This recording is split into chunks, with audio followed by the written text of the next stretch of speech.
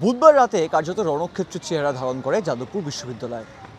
কিন্তু বৃহস্পতিবার যে ছবি যাদবপুর বিশ্ববিদ্যালয় চত্বরে থাকা মানুষজন, পড়ুয়ারা, প্রফেসররা বা পথ চলতি মানুষরা দেখতে পেলেন, তা যে ধিক্কার জানানোর মতো, এমনটা কিন্তু সাধারণ মানুষের অনেকেই বলছেন। ঠিক কী হয়েছিল? এবিভিপির তরফে কিন্তু একটি মিছিল বেরোয়, উল্টো দিকে বাম ছাত্র সংগঠন এসএফআইয়ের তরফে মিছিল বেরোয়। সব শান্তিপূর্ণভাবেই হতে পারত, কিন্তু আঘাত এসে পড়ে যাদবপুর বিশ্ববিদ্যালয়ের যে 4 নম্বর গেট রয়েছে, সেই 4 নম্বর গেটের যে নকশা, সেই যাদবপুর বিশ্ববিদ্যালয়ের লোগোর সাইডেই যে এমব্লেমটি ছিল নন্দলাল বসুর ডিজাইন করা বা তার মস্তিষ্ক প্রসূত, সেটার উপর কিন্তু আক্রমণ করা হয়, খুলে যায় সেই এমব্লেমটি।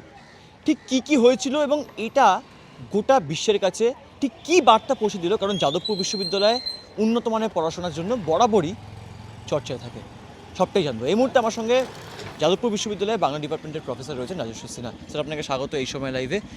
ধিক্কারজনক ঘটনা এমন অনেকেই বলছেন, কিন্তু সবথেকে বক্তব্য যেটা নন্দলাল বসু ডিজাইন করা ঐতিহ্য কার্যত বলা চলে এই বিশ্ববিদ্যালয়, সেটিও পর্যন্ত আক্রমণের শিকার। দেখুন, সবচেয়ে বড় কথা হচ্ছে এই প্রত্যেকটা বিশ্ববিদ্যালয়ের একটা নিজস্ব এমব্লেম থাকে এবং এমব্লেমগুলো তৈরি হওয়ার একটা ইতিহাস আছে। এটা তো কেউ একা একা তৈরি করেননি, নন্দলাল এটা ডিজাইন করেছেন। কিন্তু যে ভাবনা চিন্তা আছে, এটা অনেকের ভাবনা চিন্তার একটা সংশ্লেষ ওটার মধ্যে আছে। এবং দেখবেন যে ভারতীয় ঐতিহ্যকে গ্রহণ করে, দেখবেন যে প্রদীপ প্রজ্বলিত শিখা, 3টে শিখা, সেটাও একটা ভারতীয় সংস্কৃতির ঐতিহ্য পরম্পরা থেকে নেওয়া। এবং যে শতদলের ধারণা, প্রত্যেকটা দেখবেন প্রস্ফুটিত একটা পদ্মের বাইরে ঘিরে আছে এই 3 প্রদীপকে, প্রজ্বলিত শিখাগুলিকে। এই প্রত্যেকটার ভেতর একটা তাৎপর্য আছে, প্রত্যেকটার আলাদা আলাদা অর্থ আছে। এতক্ষণে আপনারা সেই অর্থগুলো প্রায় সবাই সংবাদ মাধ্যমের দৌলতে আপনারা জেনে গেছেন। ফলে এইটার মধ্যে ভারত সংস্কৃতির একটা চিহ্ন, ধারণা এটা বহন করছে। এবং এই ভারত সংস্কৃতির চিহ্ন এবং ধারণাটা কিন্তু আমার মতো ছোট মানুষের দ্বারা তৈরি করা নয়। বিদগ্ধ পণ্ডিতজনেরা যারা দীর্ঘদিন ধরে এই বিশ্ববিদ্যালয় গড়ে তোলার চেষ্টা করেছেন, স্বপ্ন দেখেছেন, তাদের সম্মিলিত চিন্তার ফসল হিসেবে এই এমব্লেমটা তৈরি হয়েছিল।